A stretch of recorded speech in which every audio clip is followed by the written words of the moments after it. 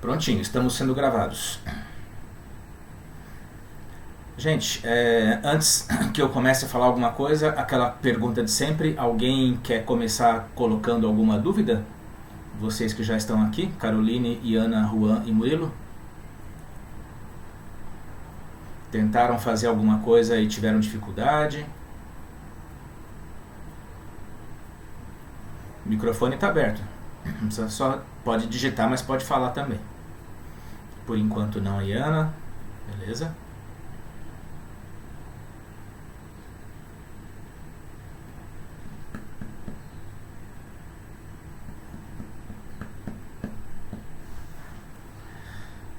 Entrega do roteiro do Thompson. Ok, vamos falar disso já já. Boa pergunta.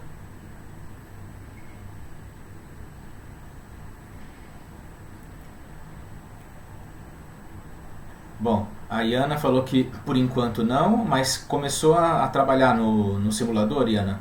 A mesma coisa para Caroline, Juan, Murilo, vocês não estão apresentando dúvidas, mas todos começaram a mexer nele? E no que mexeu até agora não tem problema.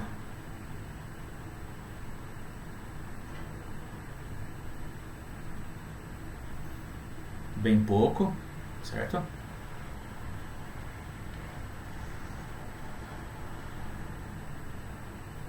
O Juan já terminou, ótimo. Então já está aberto a tela para postar, mas já eu falo a data máxima. Stephanie chegou aí, bem-vinda.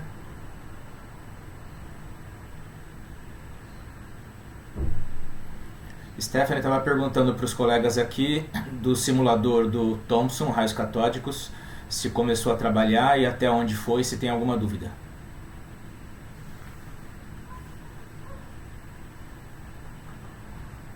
Insisto que o microfone está aberto, hein? Vocês gostam muito de digitar e não de falar?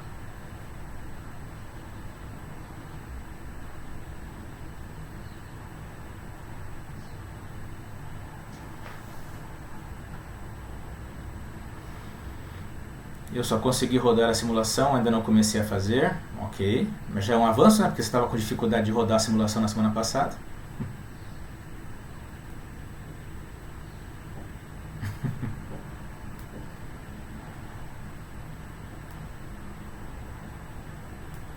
Bom, se alguém tiver alguma dúvida, coloca aí, mas é bom a gente fazer aquele alerta de novo, que eu já fiz na semana passada, de que o simulador, não se enganem, ele no fim dele, o Juan, que terminou, já deve ter percebido bem isso, né, Juan? No final dele é que a coisa engrossa, digamos assim, em termos do tempo que você leva para ter que se dedicar para ele, então não deixem para muito depois, mesmo porque, entrando já aí na questão do Juan, o nosso semestre de ensino remoto, né, tá terminando. Aquelas 10 semanas, eu vou parar aqui de compartilhar então a minha câmera para ir lá para o ambiente e a gente começar a dar uma olhada nos calendários, inclusive.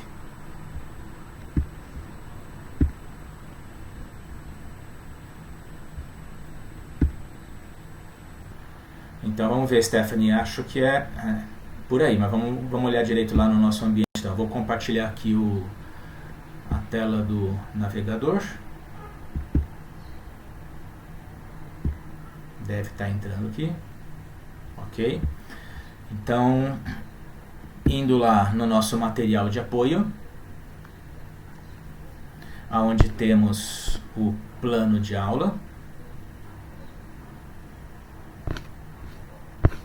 Planejamento nosso aqui.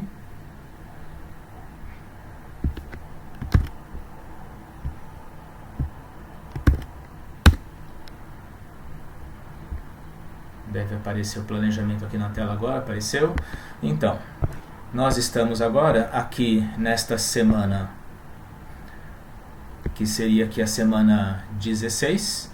Então, nós temos, além desta semana que estamos agora, mais uma, duas, e aí a terceira semana final. Então, não temos muito tempo para quase nada aqui não. E... Oi, diga. Bom dia, professor Murilo. Oi, Murilo. Professor, essa tela ela está travada na primeira parte do plano. Será que o senhor pode só atualizar ela para a gente poder É, acompanhar junto? pois é, o problema é que não é. Deixa eu ver. Ah, sim, já sei o que aconteceu. Boa. Ainda bem que você falou, porque eu não estava olhando lá na tela da webconferência. Beleza, tá, aqui estamos. Então agora sim está aparecendo para vocês, ótimo. Então estamos aqui nessa semana aqui do 28/9, né, ou seja, começando aqui na segunda-feira. E vamos então mais uma, duas, e aí a terceira semana, que é a semana que começa lá no dia 19. A semana aqui está começando sempre segundas-feiras, porque é pensando no horário das aulas presenciais, né, que a gente tinha de ESM. Então, segundas-feiras é sempre o início da semana dessa disciplina.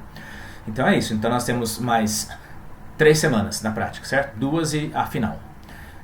Então, você não tem, né, não temos muito tempo de aula e nem você para fazer lá as atividades. E que atividades então a gente ainda tem, né? Esta do Thomson, eu vou voltar aqui na página lá do ambiente. Esta do Thomson, tem a questão das perguntas quânticas, certo? Que vocês espero, eu já olhei lá, tá um ritmo variado. Alguns de vocês, fizeram até agora tudo que a gente orientou e seguindo lá as datas, mas tem alguns que estão lá no começo ainda, não colocaram nada. Na verdade, tem gente que nem sequer escolheu ainda a pergunta quântica e tem outros que estão no meio do caminho. Então, é preciso acelerar isso, mas da nossa parte a gente fez um processo escalonado. Outra coisa é se você conseguiu, né, cumpri-lo ou não. E do Thomson, além dessas duas coisas, então, do Thomson e das perguntas quânticas, há uma outra atividade prevista em simulações que eu já tinha adiantado para vocês, não sei se na semana passada ou na retrasada, que além dos raios catódicos é essa questão do experimento de Millikan, que seria outra simulação. Experimento de Millikan, que é uma outra simulação com outro roteiro, né, com aquelas perguntas que de novo vão numa ordem crescente de dificuldade, lá no fim do relatório, onde tem que fazer gráficos, etc. e tal. Muito bem. Em princípio, isso está definido. É sempre em princípio, porque a gente está, claro, fazendo análise e das possibilidades concretas que vão acontecendo das dificuldades, certo? Mas pensando que essas 3 coisas sejam então as 3 coisas que nós ainda trabalharíamos em termos de nota, e em princípio não mais que isso. Perguntas quânticas estão sendo construídas, e claro que na última semana é a semana de fechamento de tudo, para a gente fazer uma discussão aqui das perguntas quânticas em geral, o que vocês acharam, etc. e tal. Thomson, eu coloquei lá agora há pouco uma data limite para você entregar de daqui a 15 dias.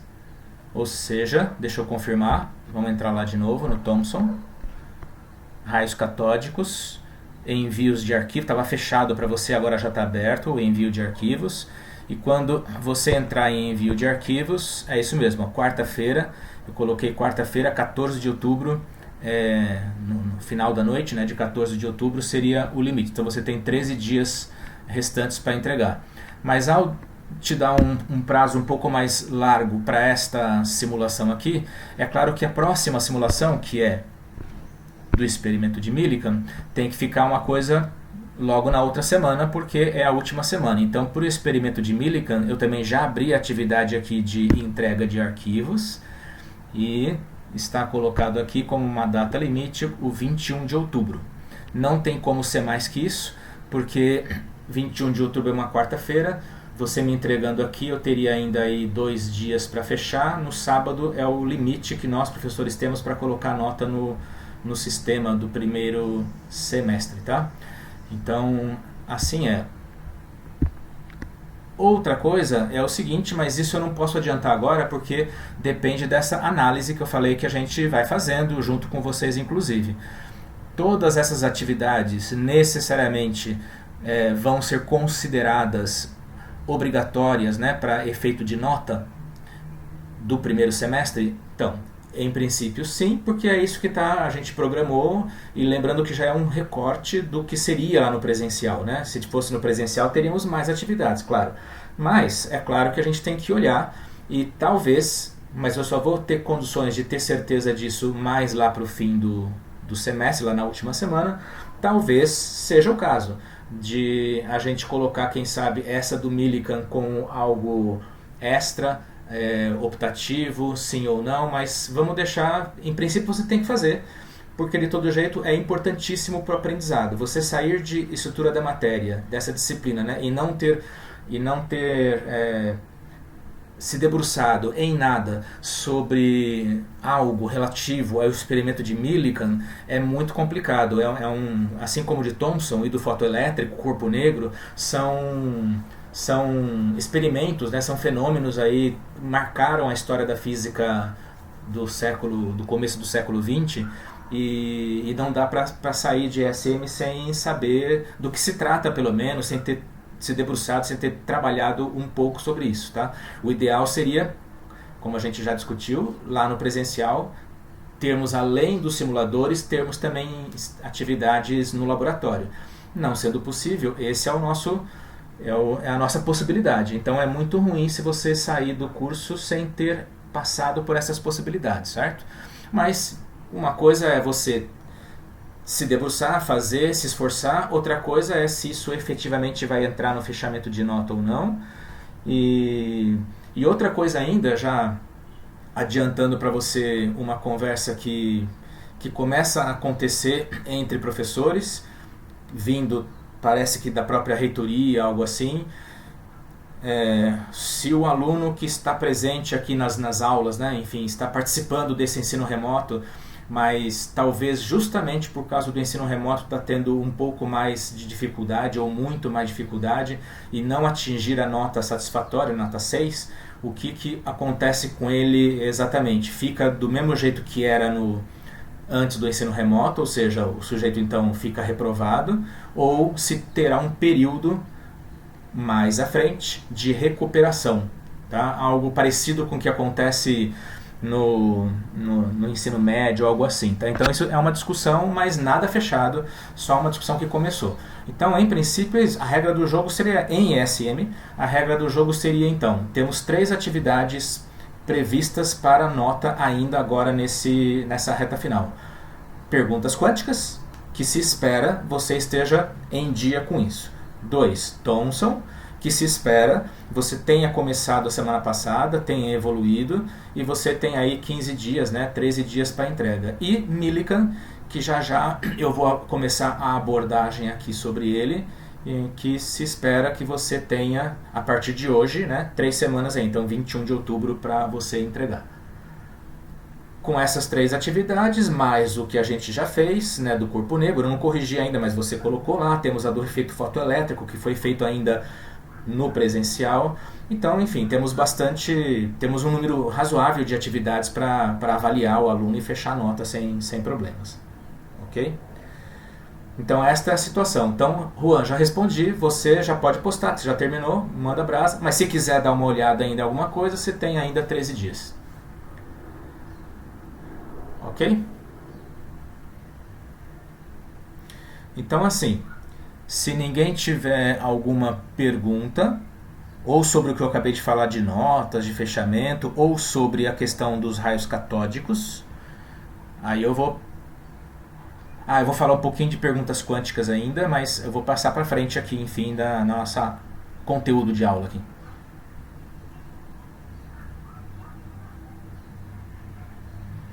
Perguntas quânticas? Deixa eu fazer um alerta para você, além do que eu já fiz. Eu já fiz o alerta do cronograma, que a gente está colocando lá o cronograma. Era para você ter, até ontem, se eu não me engano, era para você ter postado lá uma dúvida, curiosidade, alguma coisa que te intrigou, que você não entendeu, sobre alguma das perguntas quânticas de outro colega.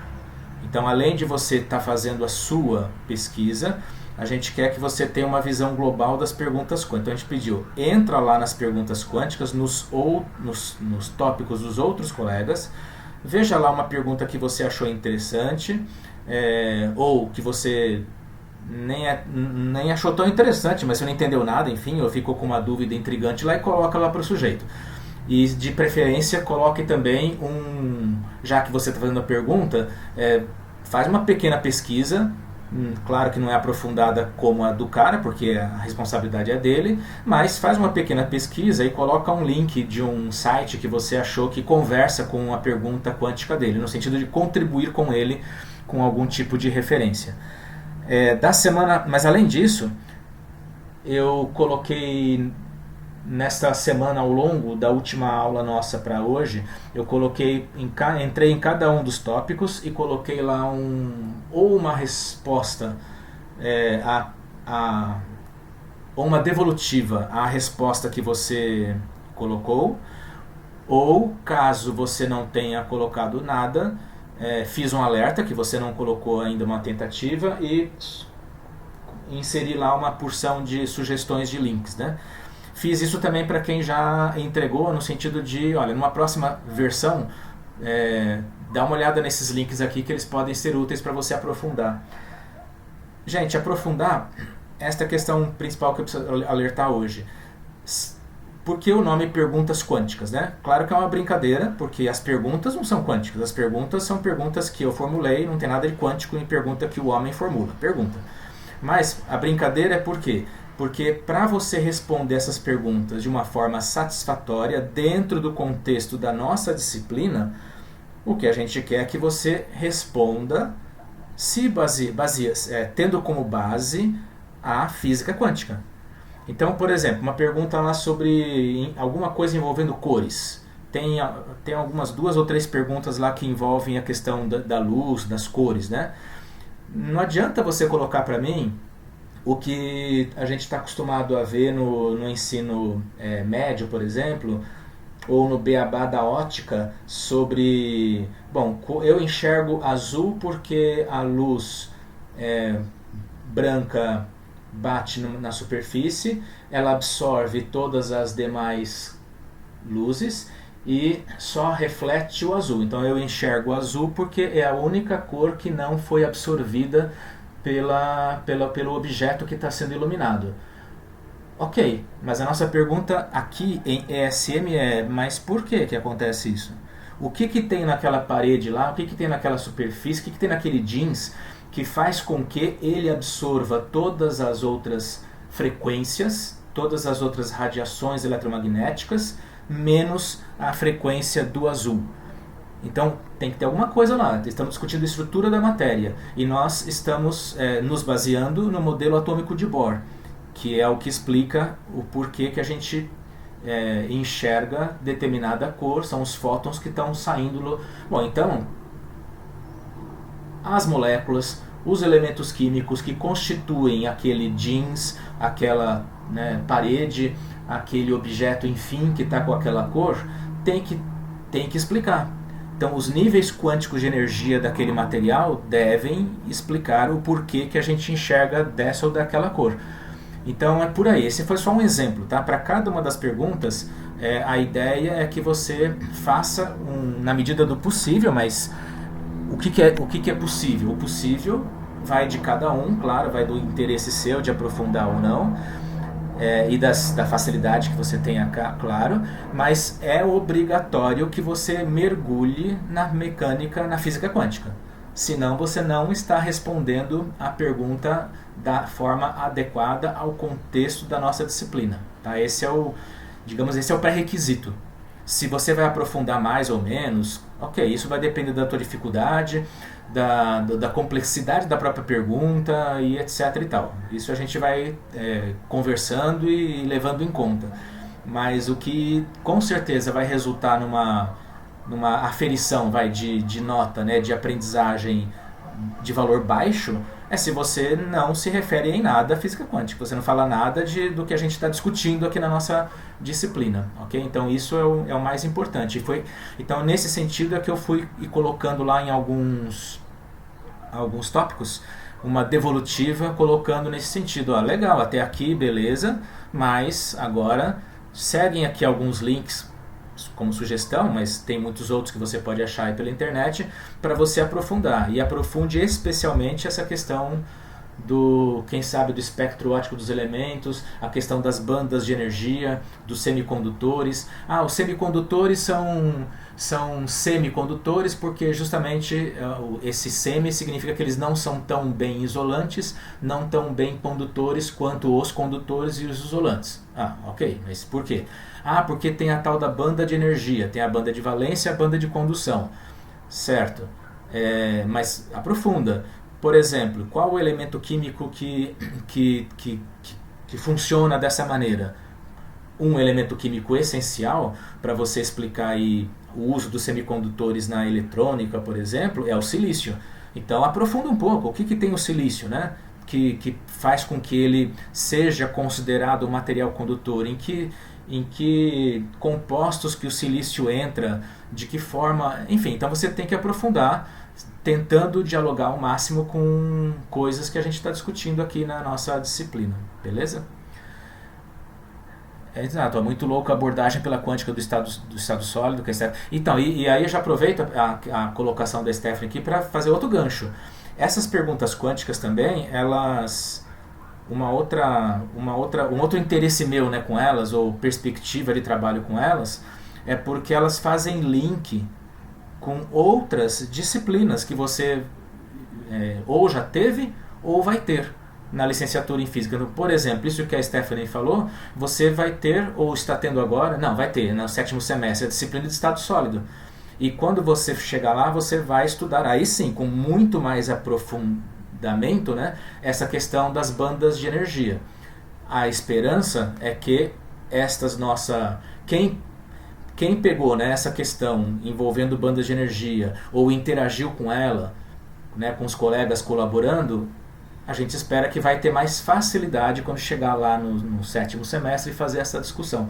Ou facilidade, ou pelo menos, enfim, já ter um contexto, né, da coisa. Né? É claro que depende do professor, da abordagem que ele vai dar, e etc e tal, lá no 7º semestre, mas a expectativa é essa. E faz um link com disciplinas que você já teve, como óptica, por exemplo, né? As disciplinas todas de eletromagnetismo. Então, essas perguntas quânticas, eu gostaria muito que você desse um valor grande aí para elas no seu tempo de estudo, no que for possível. Okay? Então a gente vai valorizar bastante elas aí também em termos da própria nota da disciplina. Lembra que a nossa nota da disciplina, ela está... O combinado com vocês, desde lá do presencial, isso está mantido aqui no ensino remoto, é que as atividades, elas não valem exatamente o mesmo peso, né? Atividades mais complexas, mais longas, valem mais do que atividades mais simples. Então, as perguntas quânticas, com certeza, é uma atividade que deve ser bem valorizada. Ok? Então, tá bom.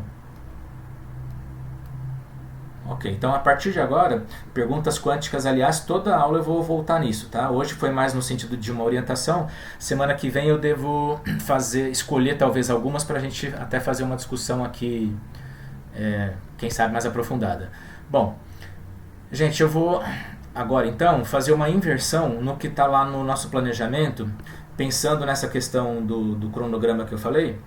O programado para hoje seria uma discussão teórica de aprofundar para você um aspecto mais matemático aqui de ESM, que seria mostrar como que foi evoluindo a teoria a teoria que seja do corpo negro desde dos primeiras descobertas dele, Stewart, até chegar em Planck. Mas como eu falei alertei que a gente está com o prazo apertado, né, para entrega dos materiais, eu vou inverter. Eu vou então hoje já começar a discutir com você o experimento de Millikan, porque aí quem quiser, que nem o Juan, que já até terminou o experimento de Thomson, já quiser se debruçar no simulador do Millikan, para ir se adiantando, já vai fazendo. E aí na semana que vem eu faço essa discussão teórica que não envolve entrega de nenhuma atividade valendo nota, nenhum exercício, coisas assim, tá? Então eu estou invertendo, eu vou começar a discutir agora com vocês o experimento de Millikan, especificamente o simulador e o roteiro que tem lá. Tá? A não ser que você coloque para mim aí alguma questão do experimento de Thomson. Ah, sim, e lembrando, gente, também uma outra coisa, tá? Não insistindo, né? Lembrando mesmo, não precisa esperar a nossa aula da próxima quinta para colocar para a gente dúvidas, dificuldades, qualquer problema. Você tem o fórum de dúvidas para isso e, claro, tem um e-mail, mas dê preferências ao fórum de dúvidas se você ficar travado, se você tiver alguma dúvida, porque aí não só eu como os outros colegas podem contribuir com você também, certo? E se preciso for, alguém aí quiser marcar horários alternativos, extras, para esse encontro online, né, para tirar uma dúvida mais específica, também não tem problema. Ainda mais nessa reta final aí de campeonato, a gente estaria aberto a marcar outros horários. Em princípio até temos já. Segunda-feira as 3 primeiras aulas seriam da disciplina, então poderíamos até agendar, né? Depende se eu tenho alguma outra atividade ou não, vocês também. Mas só estou dando ideias, tá? Não fique travado, não fique esperando a quinta-feira, porque a gente não tem lá muitas quintas-feiras mais para você ficar esperando, enfim. Então tá. Se isso está posto, continuando a navegar aqui no nosso ambiente virtual. Então eu estou falando aqui do experimento de Millikan. Experimento de Millikan ele está configurado aqui do mesmo jeito que os outros. Então tem uma seção aqui de orientações, roteiro, simulador e depois o envio de arquivos. Além disso, este simulador tem outras 2 coisinhas aqui, uma planilha Excel e uma outra orientação que no decorrer da discussão nossa a gente alerta para você o que é. O roteiro, como sempre, é aquela ideia, né? Você clica aqui no roteiro, vai aparecer o texto. Eu não tive tempo, tá? Não é que eu não tive tempo, como eu falei, foi há pouco tempo, hoje de manhãzinha, que eu estava terminando de preparar, de me lembrar das aulas sobre essas demonstrações matemáticas, quando eu olhei o calendário e falei, não, acho que é melhor inverter.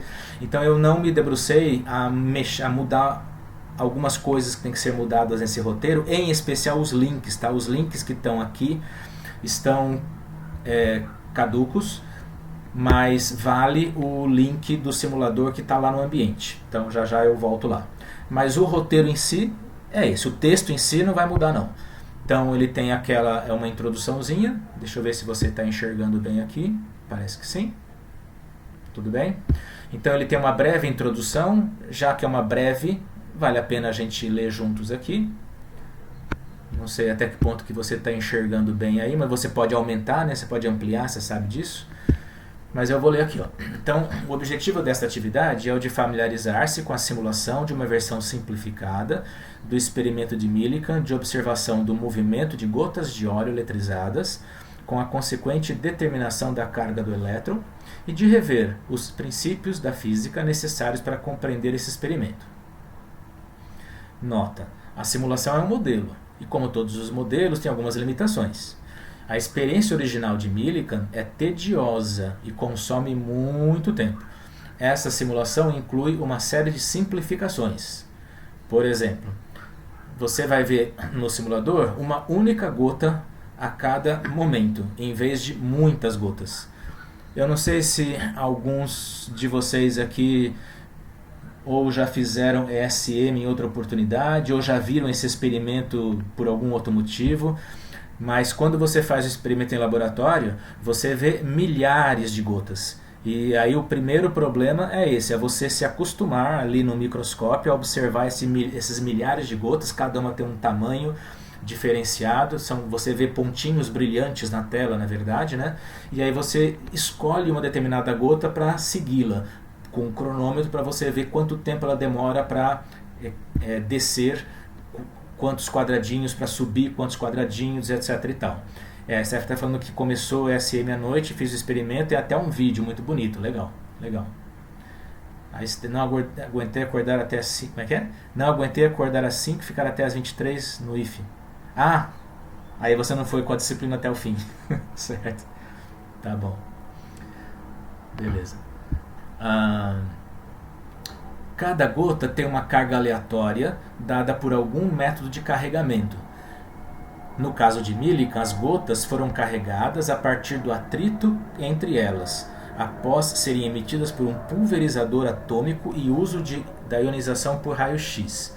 A Caroline colocou aqui que não conhece esse experimento, e aí talvez o que eu esteja falando não está caindo muito no sentido aí, mas já já a gente vai para o simulador e mostra o que o simulador nos indica da modelagem, como se fosse, né, o experimento, tá? Vai ficar mais claro. Terceira simplificação. As gotas caem no vazio e não no ar. Mas o princípio de uma força resultante nula ainda se aplica como na experiência original. Então a gente vai ver aqui no simulador que a gente vai supor que uma gotinha de óleo está caindo numa câmera, devido à ação da gravidade mesmo, numa câmera que é totalmente vazia, vácuo. Na verdade isso não acontece e tem ar ali dentro, e tem no experimento real tem que se levar em conta a presença desse ar. O que mais? São fornecidos gráficos instantâneos da velocidade de uma gota em função do tempo decorrido em seu percurso, para cima ou para baixo, através de uma determinada distância. Claro que quando você faz o experimento você não tem o gráfico instantâneo, né, acontecendo ali. Você pega os dados, vai para o Excel, para uma folha de papel milimetrado, enfim, e vai construir o seu gráfico. Outro, as massas das gotas já são diretamente fornecidas, ao passo que Millikan tinha que calculá-las a partir da medida da velocidade terminal e da utilização da densidade do óleo e da lei de Stokes. Então, o nosso simulador, enfim, simplifica adoidado o experimento em si, tá? Por isso que seria, né, não há dúvida, é uma perda assim, a gente não poder fazer o experimento nesse momento lá no IFIX. É bem interessante fazer as duas coisas, porque o simulador, justamente por ter essa simplificação, ele nos permite fazer coisas que lá no experimento nós não conseguiríamos. Por exemplo, agilizar, né, em muito todos os cálculos que precisam ser feitos para você poder entender de uma forma mais rapidamente, e eu diria até de uma forma mais completa, o significado principal do experimento, da genialidade que o Millikan teve ao ao fazer, né, esse experimento, e do resultado que ele obteve. Por outro lado, a gente não se depara com uma série de problemas que lá no experimento real acontece. Então, a fazer as duas coisas é muito interessante, eu acho. Mas aqui a gente vai ficar, claro, só nessa questão do simulador. Existem outros simuladores de experimento de Millikan na internet, tá? Mas eu acho que eu gosto muito desses simuladores desse site aqui do King's College, da Universidade de Alberta, porque enfim, eles são mais completos, e o roteiro em si é meu, mas ele está baseado numa primeira versão de roteiro que os desenvolvedores do próprio simulador, né, promoveram, e enfim, acabei gostando bastante desse site aí, e volta e meia eu uso um simulador deles. Só que tem aquele problema, o site deles está passando ainda por uma grande transformação. Vários simuladores ainda funcionam na versão que depende do Flash Player, e isso não está mais dialogando com muitos navegadores, e aí nos dá uns problemas às vezes de ter que ter umas manhas aqui para rodar o simulador. Então aqui acontece o mesmo problema. Stephanie, por exemplo, mas agora que ela já pegou a manha lá do Linux, deve dar certo aqui também. O mesmo problema que tivemos quem teve, né, com o experimento do Thomson, vai ter aqui com o simulador do Millikan. Por exemplo, eu estou usando aqui o navegador Chrome, e quando eu clicar aqui no link da simulação, o que vai acontecer é que ele vai baixar um programinha, um arquivo de extensão .swf, em que eu vou ter que abrir esse arquivo usando aquele programa que eu previamente baixei, que é o programa chamado Flash Player, mas é aquele Flash Player Debug 32, etc e tal, que eu tinha alertado você, acho que foi na semana passada. Tem também outros navegadores, como o Browser e o Maxton, que provavelmente abrem um simulador na boa. Então, se você clicar neste link, usando estes navegadores aqui, o Browser ou o Maxton, provavelmente você vai conseguir abrir o link com sucesso, tá? Mas tem que fazer testes, não tem jeito. No meu caso, como eu já tenho feito isso, né, em outras vezes, realmente acaba sendo mais fácil. Simplesmente eu clico aqui na simulação, ele baixa o arquivo e aí eu abro o arquivo que vou agora compartilhar com vocês o simulador, tá? Então, só que para isso eu tenho que parar de compartilhar o roteiro e compartilhar agora a janela do aplicativo.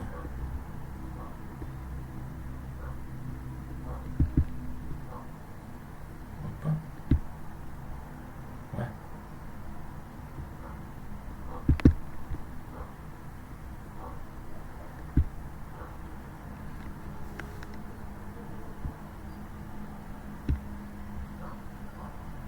Tá dando algum tilt aqui, peraí.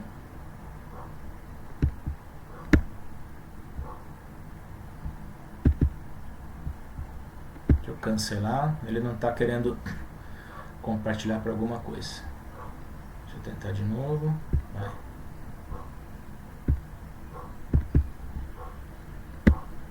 Acho que agora vai. Oh, isso, foi. Então este aqui Antes disso, deixa eu ver se... Peraí, eu já entrei nisso, mas eu queria mostrar a capinha dele. E uma vez que entrou aqui, ele já não vai me deixar mostrar a capinha. Então deixa eu fazer de novo, peraí.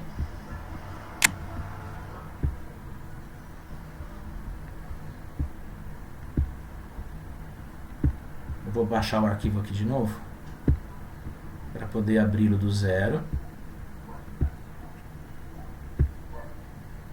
Ok. Aí eu vou compartilhar com você de novo aqui.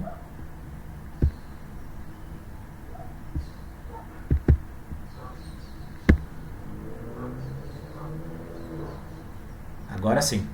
Então, olha, o simulador, ele vai simular, né, então, o que aconteceria num experimento real do Millikan. E esse experimento real ocorreria dentro de uma câmera de vácuo, que, como a gente disse, no experimento de verdade não é exatamente vácuo, porque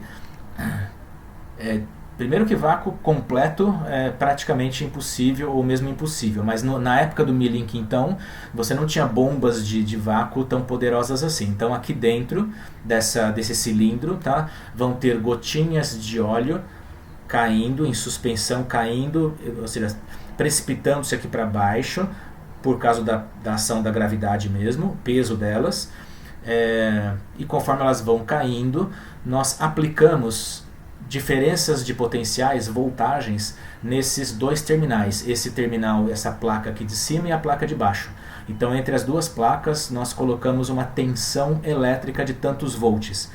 E aí, conforme você coloca essa tensão elétrica, as cargas elétricas, as gotinhas de óleo aqui dentro, como elas estão eletrizadas, elas são impulsionadas ou freadas pela ação de uma força elétrica. A força elétrica tanto pode ser de baixo para cima, como de cima para baixo. Tudo depende de como que você liga os terminais dessas duas tampas, digamos assim, desses dois êmbolos cilíndricos que estão aqui, ó, em cima e embaixo. Tá?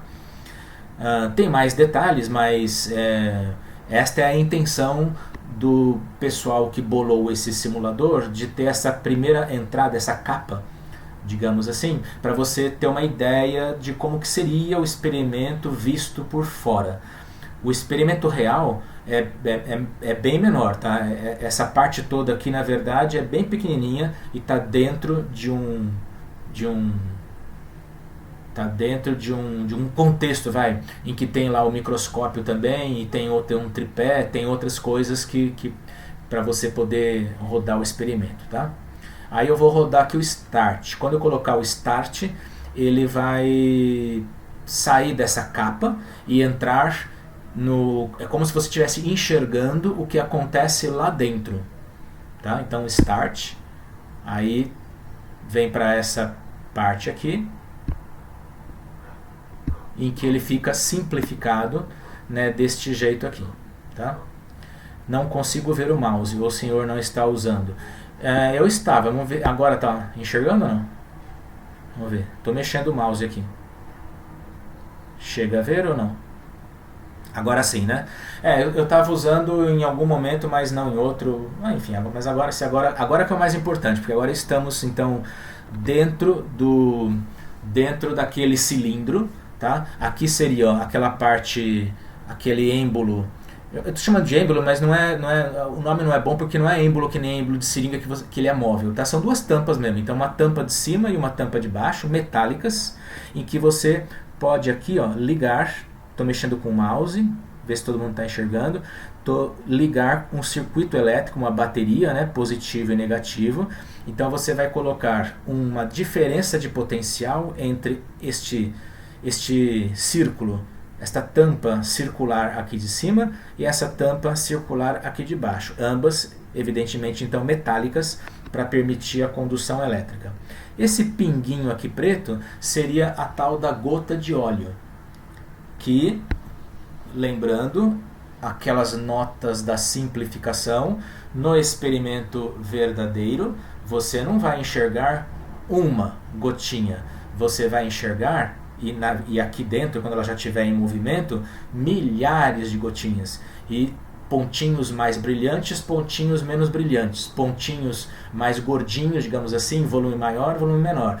E você teria que, o primeiro e talvez a maior dificuldade do experimento real de Millikan é exatamente esse. É você acostumar os seus olhos com esses montes de pontinhos brilhantes e escolher um deles para fazer o segmento, né, do que o experimento precisa, tá?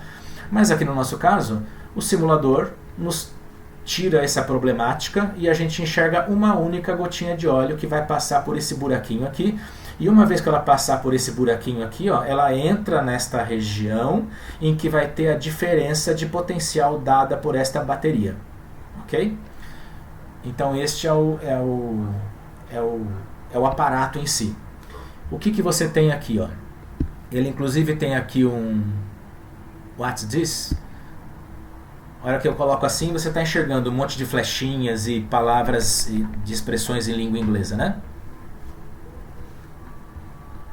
Ok, então eu também acho bem interessante esse simulador nesse sentido. Você está com dúvida o que significa cada coisa, clica aqui em Help, What's this? E ele te mostra a nomenclatura das coisas, tá?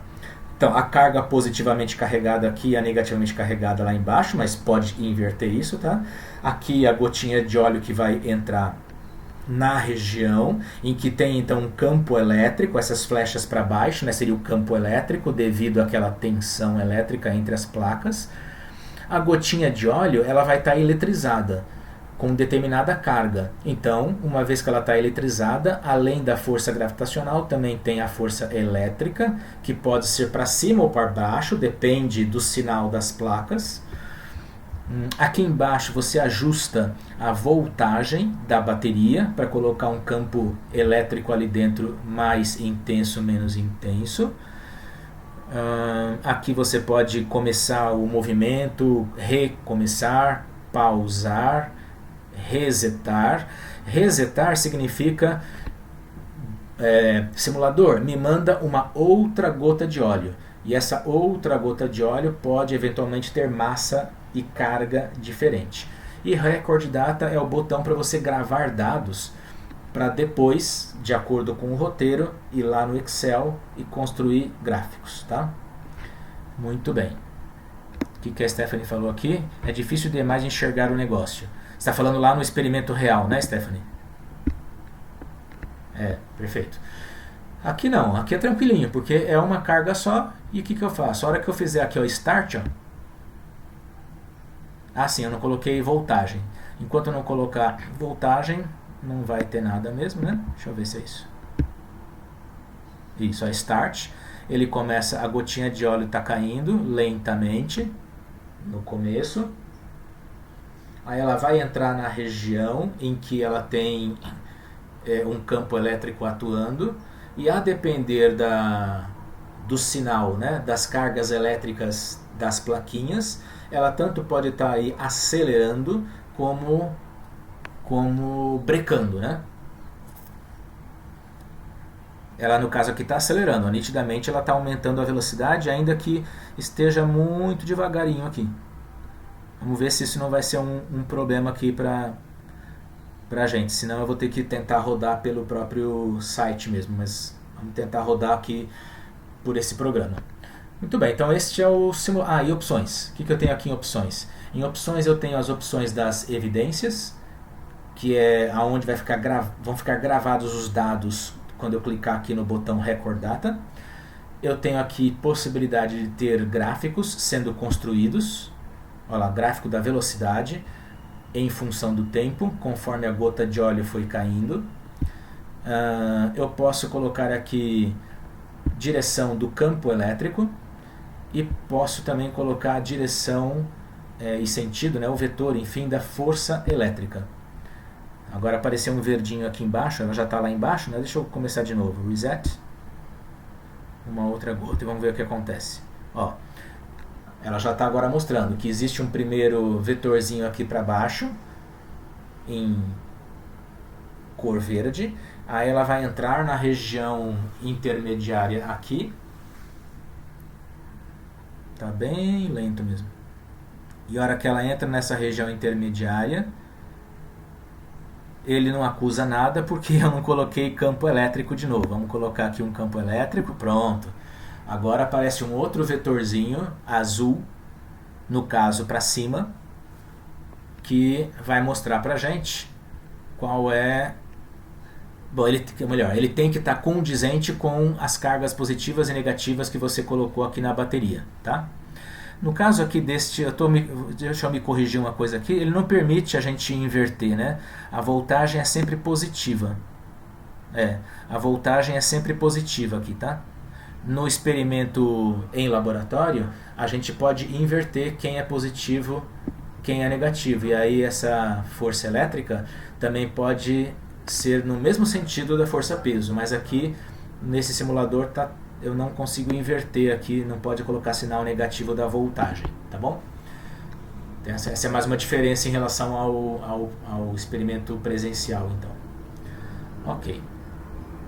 Então, Caroline que falou que nunca tinha visto, e se a Stephanie depois poder mandar o link do vídeo, né, para a turma, é bem legal. Mas essa é a coisa, tá? A gente está vendo aqui bem ampliado, né, grandão. Isso aqui é uma coisa pequenininha. Imagina aí algo como o que? Os seus 10, 15 centímetros. Não vai passar disso. O 10, 15 centímetros, a câmera inteira. Deixa eu lembrar aqui. Mais ou menos isso, não vai passar disso. E nesses 10, 15 centímetros você vai ver milhares de gotinhas, de pontinhos brilhantes ali. E aí você tem vai olhar isso por um microscópio, que a olho nu você não enxerga nada, com um microscópio numa sala totalmente escura, e lá dentro tem uma lanterninha bem posicionada e com uma lente de aumento que ilumina o interior dessa câmera. E aí você enxergando pelo microscópio, você vai ver então o reflexo dessa luz e com isso você enxerga as milhares de gotinhas. Você ajusta o foco da lente, você ajusta o direcionamento da lâmpada para você poder melhorar a sua visualização. E aí você escolhe uma determinada gota dentre as milhares para fazer isto que a gente está começando a fazer aqui com esta única gotinha, que é fazer o segmento da trajetória dela. E conforme você vai fazendo o segmento da trajetória dela, você vai pegar um cronômetro e com esse cronômetro medir quanto tempo ela demora para percorrer tantos centímetros daquela região ali dentro, tá? O simulador, ele nos permite queimar essa etapa, porque ele já mostra o gráfico da velocidade em função do tempo. No experimento real eu precisaria, com o meu cronômetro, estar disparando e freando o cronômetro conforme a gotinha de óleo passasse por um determinado ponto de referência e depois pelo outro ponto de referência. Sabendo a distância entre esses dois pontos do ΔS, e eu tendo no cronômetro ΔT, eu calcularia a velocidade pela velocidade média, ΔS sobre ΔT. E aí construiria um gráfico. O simulador já nos dá o gráfico de mão beijado aqui, conforme a partícula vai caindo, tá? Então, lembrem-se disso. Vocês que, por enquanto, pelo menos, não podem fazer o experimento ao vivo e a cores no laboratório de física, se vocês acharem que o nosso roteiro já te deu bastante trabalho, pode acreditar que o trabalho que daria você fazer essa mesma coisa, esse mesmo estudo com um experimento em laboratório é de 10 vezes para cima mais complexo, porque você teria que levar em conta muitos e muitos outros fatores que aqui está tudo simplificado, tá? Mas, ao ser simplificado, como eu falei, nos dá vantagens. Nos dá vantagem de, pelo menos, a gente fazer de uma forma mais rápida e compreender a genialidade, né, e o resultado que o Millikan chegou, tá? Isso não é afetado por você fazer experimentalmente ou você fazer aqui pelo simulador. Beleza. Então agora seria a gente fazer aquela brincadeira de olhar o roteiro e olhar o simulador. E junto com vocês aqui, dar uma visão geral nesse roteiro, que nem a gente fez na semana passada com o simulador do Thomson. Ok? Para te dar aí uma ideia geral e um start, para você começar a mandar brasa a partir daí. Eu não vou poder compartilhar as duas coisas ao mesmo tempo, então eu vou manter aqui o compartilhamento da visualização do simulador, e numa janela aqui do meu navegador eu vou abrir o roteiro, tá? Para ir lendo o roteiro. Então deixa eu entrar aqui por um outro navegador, senão eu saio aqui da tela que está gravando.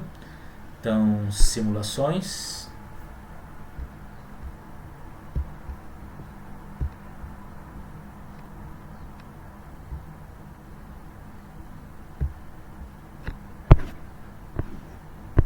Experimento de Millikan, roteiro.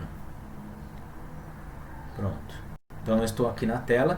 E você também, se você quiser ter aí o roteiro no seu computador, se você tiver condições disso, você também pode abrir num outro navegador aí o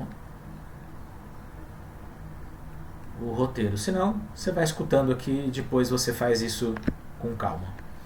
Então depois daquela introdução, né, que eu já li para vocês, o roteiro, e vale aquele alerta, tá? Se você tiver alguma pergunta para fazer, alguma dúvida, ou não estiver percebendo que eu estou falando de uma coisa e a tela não está mostrando, de preferência abre o teu microfone e fala, porque eu estou agora mais olhando outras páginas do que olhando a página aqui da webconferência, tá? De vez em quando eu volto para cá, mas tem que fazer assim. Então vamos lá. Depois daquela introdução, o roteiro fala assim, olha, gota em queda livre. O roteiro, aliás, tem letras partes A, B, C, D, E, até a F. A parte A chama-se gota em queda livre, valendo um ponto aqui dos 10 pontos do roteiro. Contexto. Millikan teria pulverizado numerosas gotas de óleo na câmara superior e observado muitas gotas caindo através da abertura.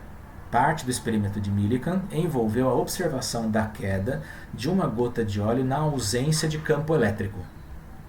Tá? Procedimento. Selecione Force Directions no menu Options e com a tensão selecionada em 0 volts, clique em Start. Então, ele quer que a gente vai lá. Na prática eu já fiz isso agora há pouquinho, ó, mas vamos repetir. Então você vai lá, Opções, Force Directions, aqui já está, e voltagem 0, por enquanto. Então deixamos no original do 0 aqui. Vamos resetar, porque é o começo de tudo. Deixa eu ter certeza aqui do meu roteiro. Isso aí, selecione a direção da força, no menu opções, deixe tensão 0 e clique em Start. E aí ele quer saber, nomeie as forças que atuam sobre a gota de óleo. Que equação seria, ou equações seriam usadas para calcular os valores dessas forças? Então, simplesmente, olha, clica aqui no Start.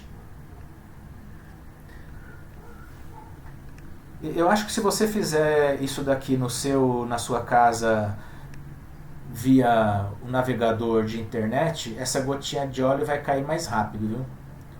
Mas eu vou manter aqui, a gente só tem um pouco de paciência. Então, a gotinha... Ah, sim, é que eu já tinha clicado, quando eu cliquei de novo ele sumiu, né? Então agora sim, ó, está aparecendo ali um vetorzinho verde para baixo. Observe que o tamanho do vetorzinho verde, a intensidade dele não está mudando conforme a gotinha de óleo está caindo. Então a pergunta que o nosso roteiro faz aqui, muito simples, é essa. Qual é esta força e que equação você usaria para calcular o valor dessa força? Vamos lá. O que você acha, Juan? Que força que é essa aí, essa verdinha, e que fórmula que eu uso para calculá-la?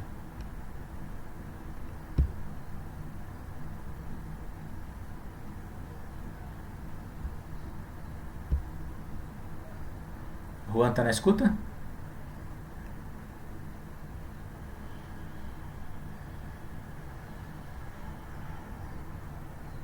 Não?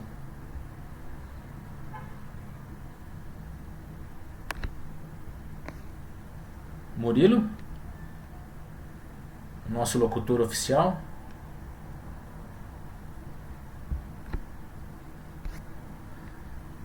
Estão me escutando, gente?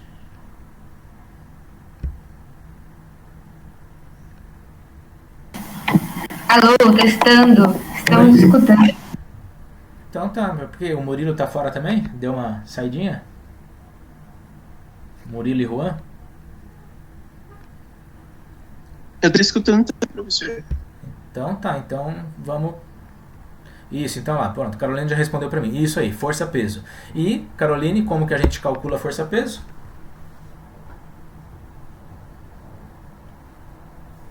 P igual a mg, perfeito. Então é isso, simples assim, é a primeira pergunta a resposta da primeira pergunta do problema, tá? Tá, mas tem mais questões. Descreva, clique em Rewind, selecione o gráfico e clique em Start de novo. Então ainda continuando com a nossa gotinha de óleo única, você vai lá, coloca VT Graph e observa aqui o gráfico que está acontecendo, ó. Uma reta, né? Uma reta descendente aqui, tal. O que o roteiro nos pede? O roteiro fala assim: clique, primeiro descreva e explique a forma do gráfico. Então, legal, Juan. Então, uma vez que a Caroline respondeu para a gente aqui corretamente, de que eu vou começar de novo, ó. Conforme a bolinha que representa, né, a gota de óleo carregada eletricamente, mas está caindo num lugar que não tem voltagem aplicada, a única força agindo sobre ela é a força peso, calculada por P igual a mg. E agora então, já que o Juan voltou, Juan, explica para mim o formato desse gráfico, tá certo? Velocidade em função do tempo. Esperaríamos mesmo ser uma reta decrescente no caso aqui? Sim, não, por quê? Pensando que está sendo para baixo mesmo, a velocidade teria que ser negativa, né? Pensando no plano como o eixo inicial sendo lá quando a bolinha é solta. Acho que sim, porque a aceleração é constante, né? Então a velocidade teria que ser linear. Exatamente. E qual seria o valor da aceleração? O g, né? Ou seja, Isso. P igual a mg é a própria resultante. Então, mg igual a ma. Corta os mzinhos e o a fica igual a g. Portanto, perfeito. Então, a aceleração é constante. E se a aceleração é constante, no gráfico da velocidade em função do tempo, você já aprendeu nos seus primórdios da cinemática de que a inclinação da reta é justamente o valor da aceleração. Aliás, se isso for verdade, então a inclinação dessa reta deve dar o valor da aceleração da gravidade, né? 10 metros por segundo ao quadrado, ou 9,8 se a depender da precisão do simulador. Então, mas olha só que interessante. O nosso simulador aqui, como a gente disse, né? Essa é a vantagem de fazer a simulação, né? Ele já fornece um gráfico e ainda tem ferramentas para você analisar o gráfico. É o que o roteiro diz. O roteiro fala assim: clique no ícone da ferramenta de inclinação, Slope Tool, e clica lá na reta e vê o que ele mostra e qual o significado disso que ele mostra. Vamos lá. Então aqui, ó, Slope Tool. A hora que eu clico nesse símbolozinho aqui, e agora vou no gráfico, olha só, Slope, menos 9,81 metro por segundo, quer dizer, metros por segundo ao quadrado. Menos 9, em qualquer lugar que eu colocar é a mesma coisa. O que é slope, né? Traduzindo aqui, inclinação. Então, ele está dizendo que a inclinação do gráfico é de menos 9,8 metros por segundo ao quadrado. Bingo! É exatamente o valor do G da gravidade. Então, bateu com o que o Juan mais Caroline tinham nos ajudado aqui, certo? Tranquilo?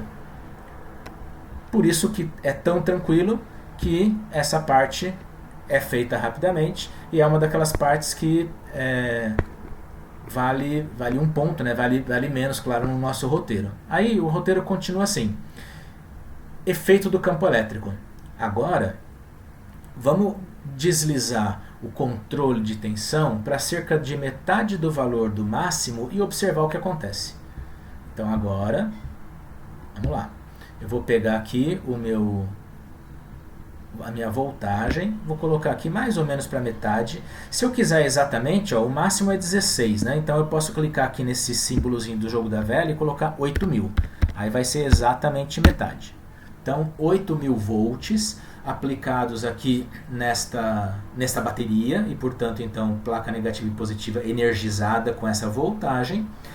E aí eu vou começar de novo o meu experimento aqui com essa carga, com essa gotinha de óleo, e vamos ver o que vai acontecer.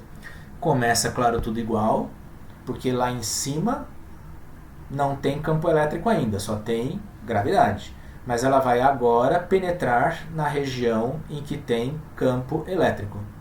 A partir daí, diz o simulador que apareceu uma força elétrica para cima.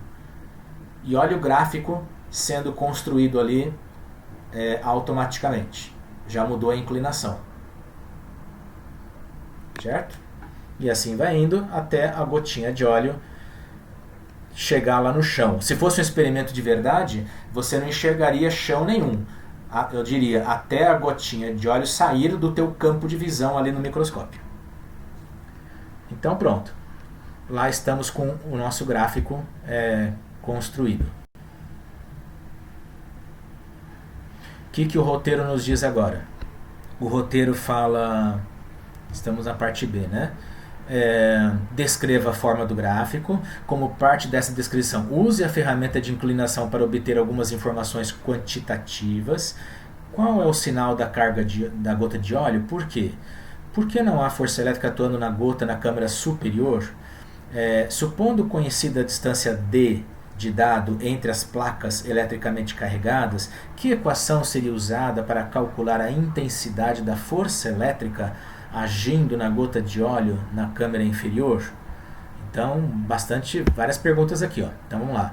Primeiro, observando, eu vou de novo rewind para começar de novo, start. Observando o gráfico e a flechinha da força elétrica, que vai aparecer assim que ela entrar na câmera. Pronto. Flechinha para cima. Deixa eu dar uma pause aqui. Caroline com K. Por que que a força... Não, melhor, contrário. Uma vez que a força elétrica é para cima e as cargas da bateria, né, positiva aqui em cima e negativa aqui embaixo, o que você pode me dizer de qual é o sinal positivo ou negativo desta gota de óleo? O que você acha, Caroline com K? Tem que ser assim porque tem a outra Caroline, né? Caroline Piccolo. Positiva ou negativa? Negativa. Ok, agora claro que a pergunta é sobre o sequente. Por quê? Que você, Caroline, acha que, e corretamente, a carga é negativa.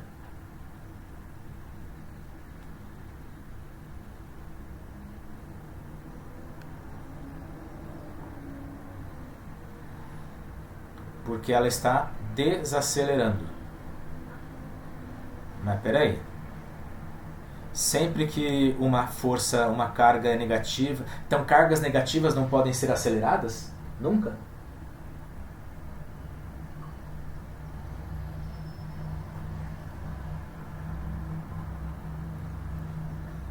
Então não é esse o motivo. Ela está desacelerando justamente porque a força é para cima. Então a pergunta é, uma vez que a força é para cima, por que eu posso dizer que ela é negativa?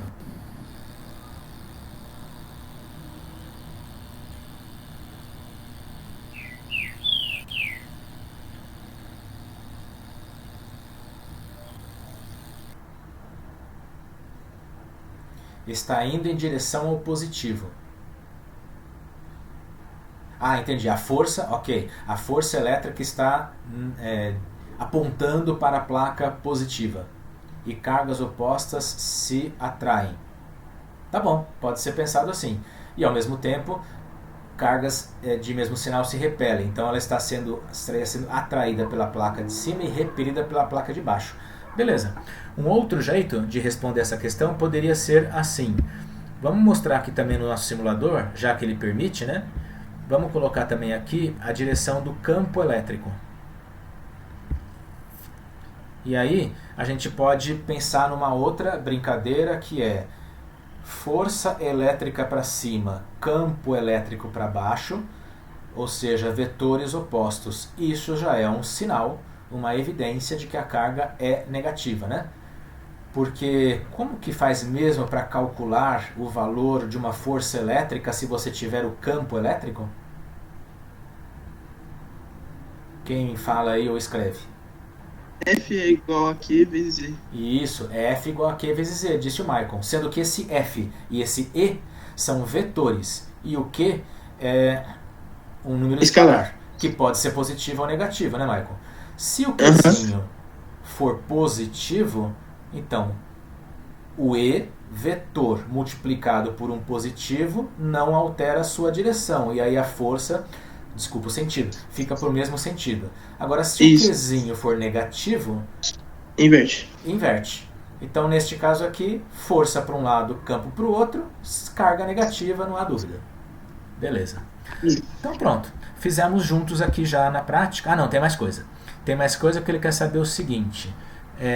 Dá uma olhada no gráfico. Isso. E em vista dessa discussão, você consegue explicar aí por que o gráfico mudou a inclinação? Olha lá, eu vou pegar aqui o Slope Tool de novo e colocar aqui nessa outra parte do gráfico. Não, agora já não é mais 9.8 aqui. Mas quando chega aqui, ó, quando ele dá essa inflexão, já é 2.8, né? Então, a aceleração está com um valor absoluto menor que antes. De 9.8 caiu para 2.8. Por quê? Então, professor, na primeira situação, ela estava caindo em queda livre, né? Só que agora, você tem uma nova força atuando na sua partícula. Então, sua força resultante também é diferente. Perfeitamente. Então, se a sua força... tudo bem, né? Pode falar. Não, perfeito. Aliás, eu ia falar, já que você colocou que a força resultante agora então é diferente, ela é menor, né? Antes a força resultante era o quê? Só peso. Agora não. Isso. Como que agora a gente então calcularia a força resultante, inclusive? Bom, sabendo que os vetores eles têm a mesma direção em sentidos opostos, poderia pegar o valor absoluto do peso e subtrair com o valor absoluto da força elétrica. Perfeitamente. Então, algo assim, vamos digitar aqui, força resultante igual, no caso aqui, ao peso, que é o maior no caso, para deixar certo aqui em termos de sinalzinho, né? Menos força elétrica. Então, Bom, e aí, como, né, a gente está tratando da mesma partícula, então agora, pelo fato de ele ter uma força resultante menor do que no caso anterior, a aceleração que ele irá ser submetido vai ser menor também. Porém, mesmo assim, certinho. Afinal, a aceleração vem dessa expressãozinha de cima, já que a força resultante é m vezes a. Então agora, como disse o Maicon, a aceleração não é mais igual a g. A aceleração agora seria o peso menos o valor da força elétrica dividido pela massa, certo? Então seria algo assim, A igual a, abre parênteses, peso menos força elétrica dividido pela massa. Antes, só tinha o peso mesmo, peso era mg, o m cancelava com outro m, só sobrava o g. Agora não, agora tem um fator aqui subtraindo, então, beleza, a aceleração diminuiu e por isso que o gráfico então mostra corretamente isso, uma diminuição da aceleração, certinho, o raciocínio do Michael. Marcel, quer falar alguma coisa? Bom dia, professor. Assim, o seguinte, o senhor estava fazendo um experimento aqui, eu estava olhando aqui. Nessa parte superior aqui está um sinal positivo, na parte inferior, pelo que eu vi, está um sinal negativo. Isso. Se nós invertesse, então, essa posição aqui, essa equação, então, seria A igual a P mais FE dividido por M?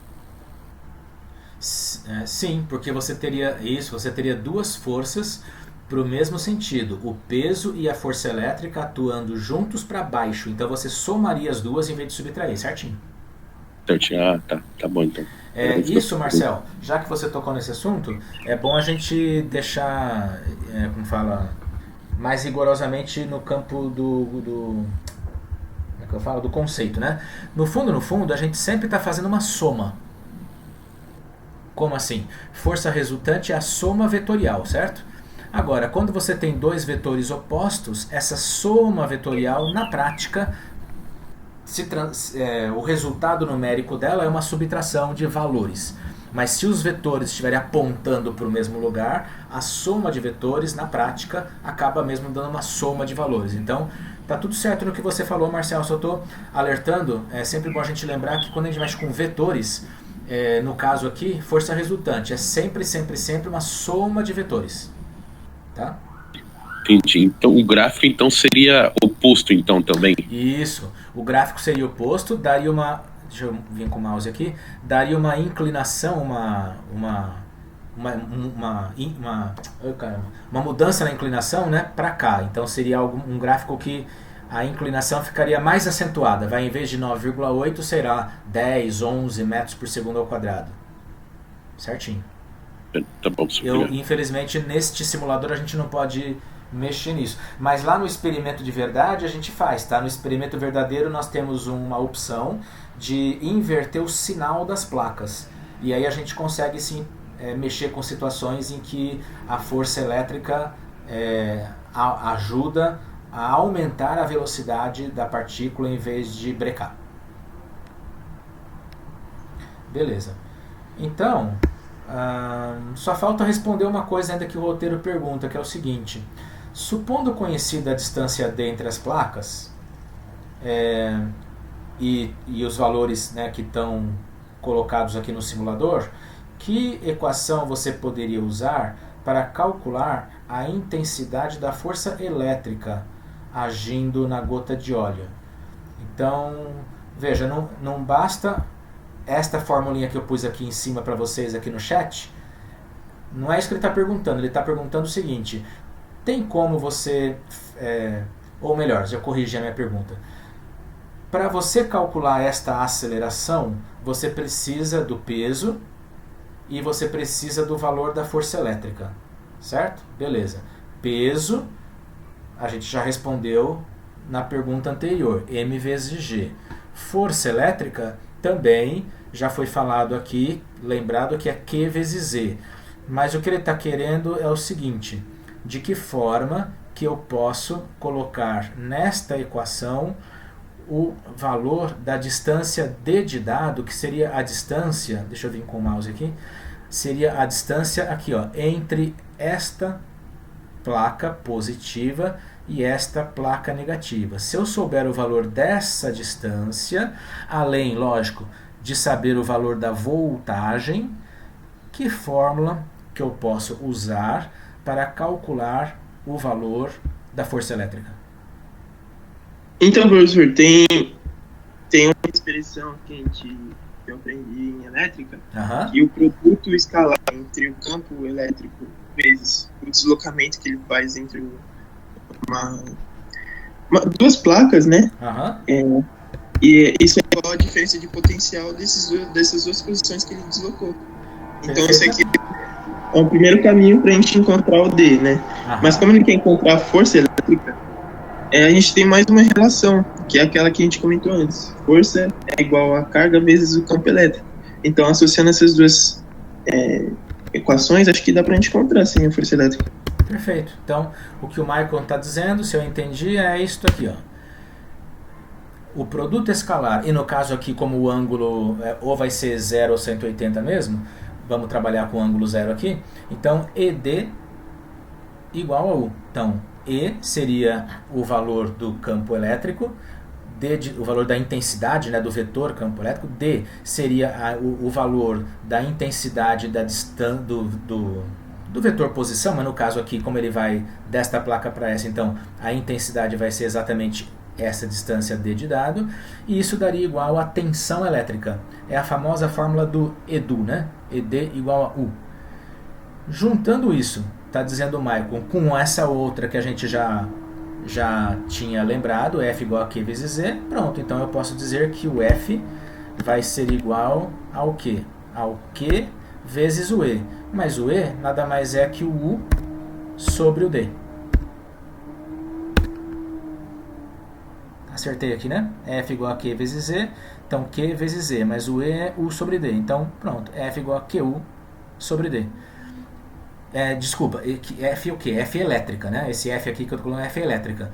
Daí eu posso jogar essa força elétrica lá na fórmula de cima e calcular a aceleração com que a partícula vai caindo sob ação da força elétrica.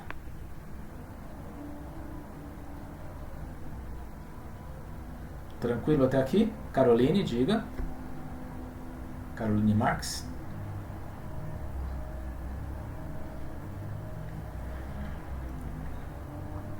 Repassa para mim porque o gráfico está negativo e fica positivo quando desacelera. Acho que eu me perdi um pouco. Não é que o gráfico fica positivo, ele continua negativo. Quer dizer, o gráfico não é positivo, ele é negativo. Quem é negativo é o valor da velocidade, né? Que continua sendo negativa, só que fica menos negativa que antes. Vamos lá. Deixa eu voltar lá no gráfico então. E vamos fazer começar tudo de novo aqui, o rewind. Start, para o gráfico ser construído novamente passo a passo. Ela vai começar a cair ali, ó. Por enquanto só tem força-peso, porque em cima não tem ainda campo elétrico sendo exercido consideravelmente. Então ali está sendo com um slope, se eu colocar de 9,8. E aí, ó, ela faz uma inflexão no gráfico. E agora, quando eu colocar lá de novo o meu slope, a minha inclinação, vai mostrar que é menor que antes. Agora 2,81. Então passou de menos 9,8 para menos 2,81. Então continua negativo. Negativo ou positivo, Carolina, é uma questão de convenção só. Convencionou-se aqui nesse simulador, e o gráfico está coerente com isso, de que velocidade para cima é positiva, velocidade para baixo é negativa. Mera convenção. Se o cara que bolou o simulador tivesse programado aqui ao contrário, a gente estaria vendo esse gráfico lá para cima, no primeiro quadrante. Mas o importante, então, é a mudança de inclinação. Por que antes era 9,8 e passou para 2,8? Porque antes você só tinha uma única força agindo, a força-peso, e agora você tem duas, a força-peso e a elétrica, sendo que a elétrica é contrária à força-peso. Então, ele não cai mais em queda livre. Ele, quer dizer, ela, né, a gota de óleo, não está mais caindo em queda livre, está caindo num movimento ainda acelerado. Ela está ganhando velocidade, mas não tão rapidamente quanto antes, porque existe uma força elétrica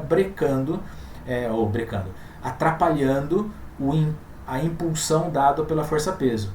Ela continua caindo, ela continua tendo velocidade negativa, mas agora com uma aceleração menor que antes, 2,81 contra 9,8. É só isso. Então continua sendo tudo negativo. Não sei se ajudou. Então tá, beleza. Agora, já que a Caroline falou disso, eu vou me adiantar. Lá pelas tantas vai ter uma pergunta lá que fala o seguinte: e se essa força elétrica para cima ela for devido ao campo elétrico aqui, né? Então, vamos ver. Aqui está a formulinha no chat, né? F igual a QU sobre D. Então, e se o U colocado entre as placas e a distância também, além da carga elétrica da própria gota de óleo, promoverem uma situação em que a força elétrica é maior em termos de intensidade que o peso? E aí, o que aconteceria? O que você acha que aconteceria com esse gráfico aqui? Aliás, vamos fazer isso? É só eu aumentar aqui, né? Se eu aumentar a tensão, ó, vou aumentar a tensão ao máximo aqui, tá? E vou colocar de novo a minha bolinha, minha gota de óleo lá em cima e Start. E vamos ver agora o que vai acontecer. Vai olhando o gráfico lá conforme ela penetrar na região em que tem força elétrica. Vamos ver se já dá aqui o fenômeno que eu estou querendo.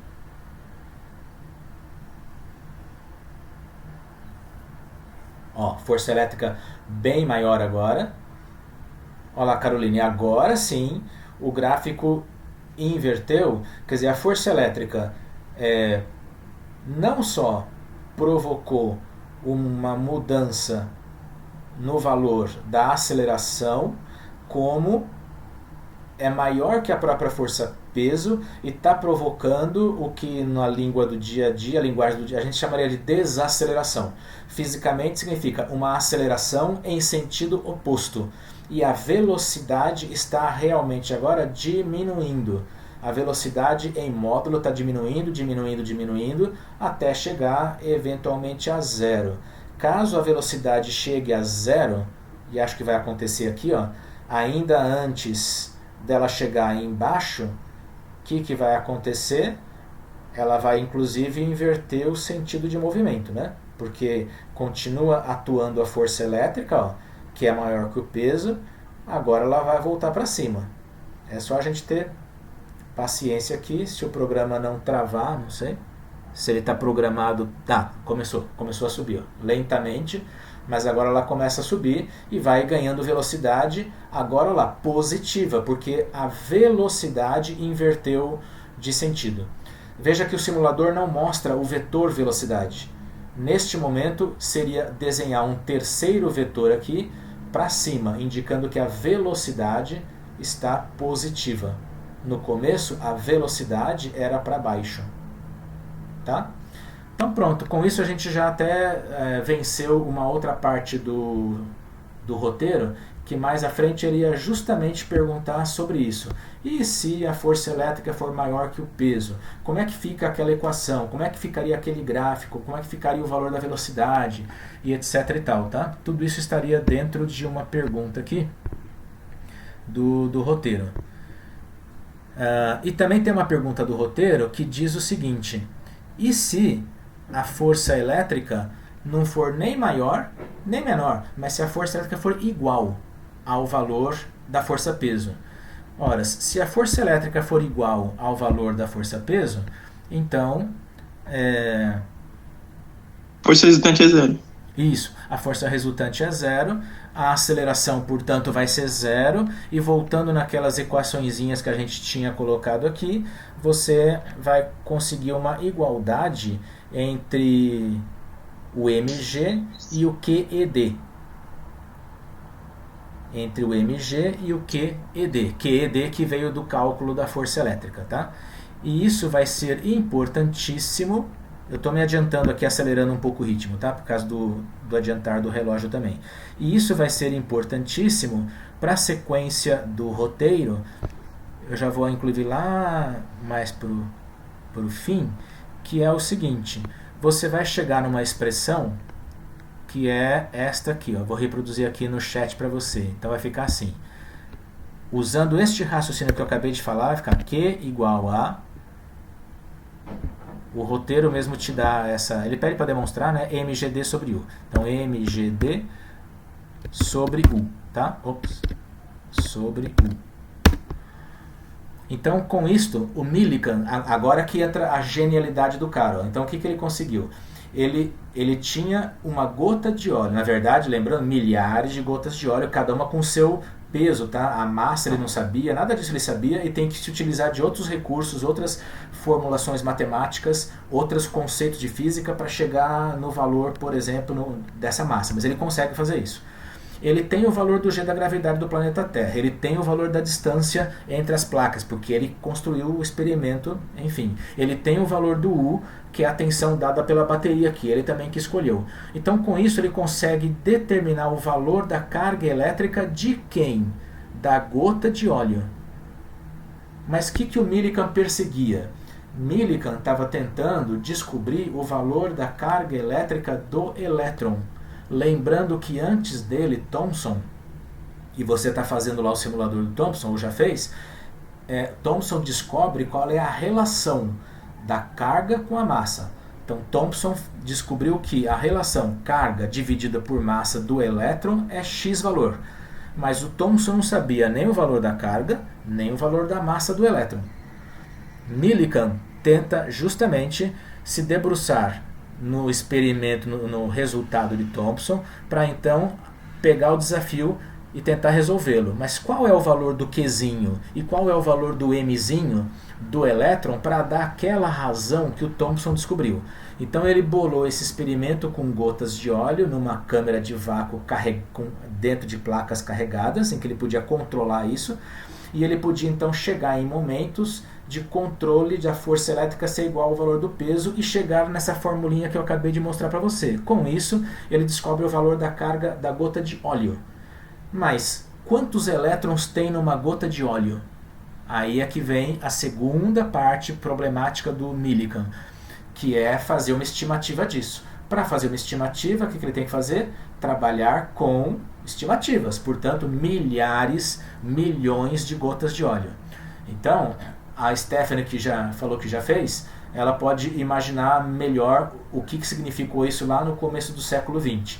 Quer dizer, provavelmente vários ajudantes, né, orientandos do Millikan, alguma coisa assim, enfim, olhando no microscópiozinho dele lá, fazendo as medidas, plotando isso tudo em tabelas, não tinha Excel na época, certo? Em tabelas e gráficos, etc e tal, até chegar em uma base de dados suficientemente grande para dizer, olha, analisando essa base de dados aqui, pensando que carga elétrica seria do elétron e, portanto, seria uma coisa quantizada não ainda na ideia da filosofia do quantum, mas quantizada quer dizer, ou tem um elétron na minha mão ou dois, eu não vou conseguir ter um elétron e meio. Então, pensando que existiria carga elementar, Millikan conseguiu chegar em qual seria então a quantidade de elétrons que teria em cada gotinha de óleo. E aí, como ele sabe o valor da carga elétrica, né, da gota de óleo, se ele sabe que essa carga elétrica de tantos coulombs corresponde a tantos elétrons, ele acha, fazendo uma simples divisão, o valor da carga do elétron. Então, o roteiro, na sequência, vai dialogar com você com essa trabalheira que o Millikan teve de como desvendar o valor da carga de uma determinada gota de óleo se você tivesse com os dados na sua mão de milhares desculpa, corrigir. Você vai no roteiro, o roteiro vai dialogar com você de como descobrir o valor da carga do elétron se você tem em mãos o valor de diversos valores de cargas elétricas das gotas de óleo. No nosso caso aqui do roteiro, você vai ver que como é um simulador, já está tudo mastigadinho ali, tudo preparado. Na prática, basta uma gota de óleo que você já mata a charada, evidentemente. Mas o roteiro está construído de um jeito que é para você perceber o trabalho que daria se você estivesse no contexto lá do Millikan, tá? Nesse sentido, eu já alerto, eu vou corrigir isso no roteiro e também lá no site. Tem um lugar do roteiro que diz para você fazer então 10 medições, e a partir dessas 10 medições, portanto 10 valores de carga elétrica, trabalhar mais ou menos ao estilo do que Millikan trabalhou.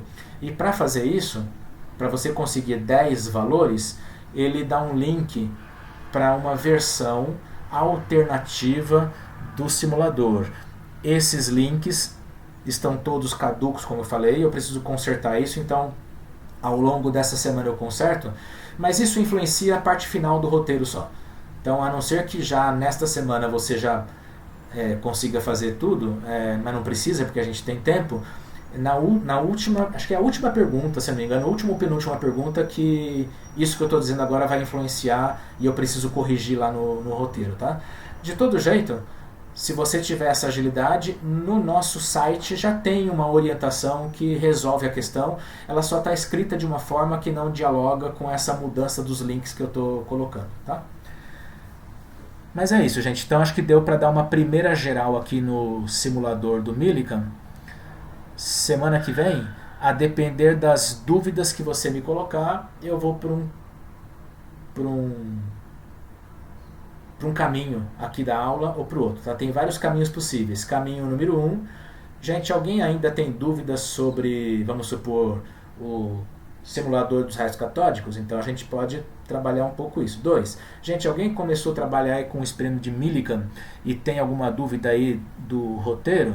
Se ninguém tiver nenhuma dúvida sobre um ou outro, aí eu volto com aquela discussão que eu estava dizendo da parte teórica de aprofundamento da matematização do corpo negro. Stephanie tem uma pergunta, diga lá. Eu queria saber mais ou menos, você falou do cronograma e tal, daqui para frente, e que a gente ainda vai desenvolver e aprofundar a pergunta quântica. A minha dúvida é nesse sentido, tipo, tem alguma próxima etapa prevista? Ou... Boa. Sim, a ideia da próxima etapa, eu não coloquei data lá, mas é você apresentar agora uma segunda versão e talvez não, pelo nosso cronograma que não tem jeito, já seria a versão meio que definitiva no contexto da gente estar sempre discutindo aqui, mas vamos lá. No limite, você teria 2 semanas aí para colocar essa nova versão da pergunta, da resposta, ou quem não colocou versão nenhuma ainda, né, fazer isso. Para quê? Para que aí na última semana de aula a gente discuta essas... A última aula minha desse semestre, né, eu pretendo que seja justamente focada na discussão das perguntas quânticas. A gente não vai conseguir fazer aqui seminários como faríamos se fosse lá no presencial, não que a ferramenta não permitiria fazer alguma coisa assim, mas a gente não tem tempo disponível para fazer isso, seminários, mas de todo jeito, a última aula eu gostaria que a gente focasse na discussão das perguntas quânticas. Então, Stephanie, é isso. Mas de hoje para 2 semanas, 15 dias, e depois eu coloco isso lá no ambiente, seria vocês colocarem uma nova e, já na prática, a última versão da resposta à pergunta quântica, para que na semana que vem nós façamos um fechamento. Ok, só outra pergunta. Caso a gente consiga, por exemplo, sei lá, colocar antes uma segunda versão e até a última semana sei lá, depois se você desse um feedback a gente pudesse melhorar para deixar no final legal, daria para fazer isso? Sim, perfeitamente, dá sim. Seria ótimo. Ok. Seria ótimo. Legal. Obrigada. O Murilo me perguntou aqui no bate-papo privado sobre gravação. Vale para todo mundo. Então, gente, a gravação dessas aulas, no caso é porque ele não está conseguindo acompanhar até pelo celular, não está vendo aqui as imagens direito, coisa assim, compartilhamento de tela. Mas então, as gravações estão sempre sendo colocadas lá no ambiente de duas maneiras, tá? Murilo e todos. Uma tem uma aba lá, né, de aulas, web aulas gravadas, que é a gravação que eu faço à parte aqui por um software chamado OBS. E tem uma outra gravação que quando você entra na atividade, a mesma, o link lá que você usou hoje para entrar aqui na nossa web aula, lá mesmo ficam aparecendo as web aulas gravadas pela própria ferramenta da Rede Nacional de Pesquisas que fornece esse serviço aí para o IFSP. Essas gravações estavam demorando muito para aparecer, mas agora parece que estão aparecendo no mesmo dia já. Então tem essas duas maneiras de assistir a aula gravada, tá? Isso vale para o Murilo que falou aqui, mas também para os outros colegas que não estão podendo assistir essas web aulas, por um motivo ou por outro, tá? A Carolina já assistiu por lá, é bem tranquilo, exato. É claro que às vezes fica um pouco chato, porque uma coisa é você ver a web aula ao vivo e a coisa, o cara faz a pergunta, está no contexto, né? Mas enfim, é um paliativo, né? Se você não pôde assistir, fica lá gravado, sim. Mas por hoje, gente, 9h22 é isto. É o que deu. Vamos no meu caso, para uma outra aula já já. Beleza? Professor, oi. Posso falar? Pode. Eu combinei com o senhor de entregar lá os relatórios.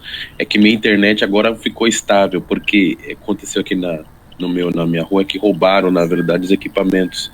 Por isso que eu estava com a minha internet oscilando, depois que eu descobri, na verdade. Posso entregar ainda, professor? Ou... Pode sim, eu acho que eu preciso só ir lá e alterar a data. Deixa eu fazer isso já, Marcelo, senão eu acabo me esquecendo. No caso é do Corpo Negro, né? Isso. Corpo Negro, os outros não. Então, Corpo Negro, deixa eu ver como é que está colocado lá. Se eu bloqueei a entrega de coisas atrasadas ou se ela está permitida. Deixa eu ver. Editar configurações.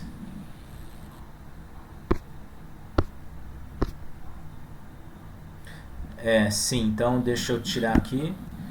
Ok, está liberado a entrega em atraso, salvar e mostrar. Tá feito, pode pôr. Tá, já vou colocar lá, professor. Tá bom. Opa, professor. Oi. Então, eu tô também atrasado com essa tarefa, eu posso enviar já? Já tá tudo pronto aqui. Pode Tá sim. bom, obrigado. Valeu. Yuri, né? Beleza. Isso. Perfeito. Valeu, professor. Gente, então é isso. Por hoje, tenho que ir embora. Bye, bye. Terminar de gravar antes de sair.